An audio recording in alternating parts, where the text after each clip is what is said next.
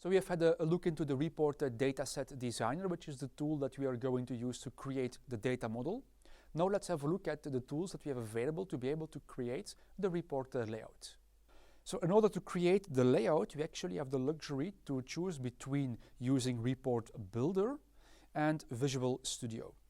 Now, Report Builder is actually going to be installed together with Dynamics NAV. It's going to be available by default, and it's a free tool. Visual Studio, you have to download yourself from the Microsoft website, and then you have to install it. If you're going to install Visual Studio, it can take a little bit of time, so take that into account. And the only thing we require are the Microsoft Web Developer tools. And there is also the Community Edition available, which is a free version, so you can also have a completely free designer. Now, when we're going to create reports, we have the luxury to choose when we are going to use which of the two. Let me demonstrate this in the application. So, I am here in the report that I created. If I would like to create a layout for my report, I'm going to go into View, Layouts. And this will actually open and create the layout for my report. But before that, I need to select which tool I'm going to use for that. And to be able to do that, I'm going to go into Tools Options. Here in the Tools Options at the bottom, we have the option called Use Report Builder. If No is selected, which is the default value, the system is going to use Visual Studio. If I enter Yes in here, then the system is going to use Report Builder to create the layout. So in order to use Visual Studio, we're going to blank the property or enter No, and in that case, Visual Studio is going to be launched.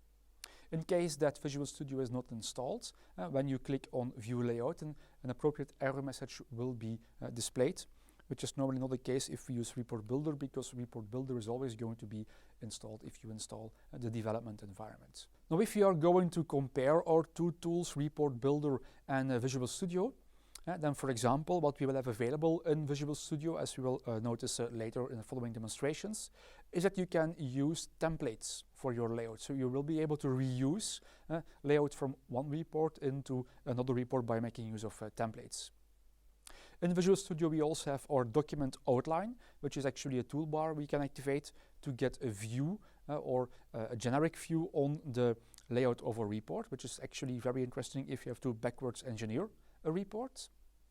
In the expression designer, we also have line numbers, and the system is more flexible in Visual Studio to create more complex expressions. And besides that, in Visual Studio, there are many other toolbars we can use to align text boxes and layouts. So compared with a Report Builder, in Report Builder, you have an application which is completely free. You can always use it. We have the wizards available, and via a wizard you can create a report layout very quickly. Once you have the data set defined, you just follow the steps in the wizard to create a prototype of a report layout. Report Builder is very simple, very intuitive. It will also use the ribbon layout like in the other Microsoft applications. So if you have to choose between Visual Studio and Report Builder, the choice actually for a more advanced and experienced developer will go to Visual Studio, because we have more possibilities to drill into detail. But for a novice report developer, Report Builder might be an ideal choice to get to know and to be able to very quickly use the wizard to create a report. Also important to remember is that a layout created with one of the two tools can be edited with all of the tools. For example, if I create a layout in Report Builder, I can reopen it in Visual Studio and also the other way around.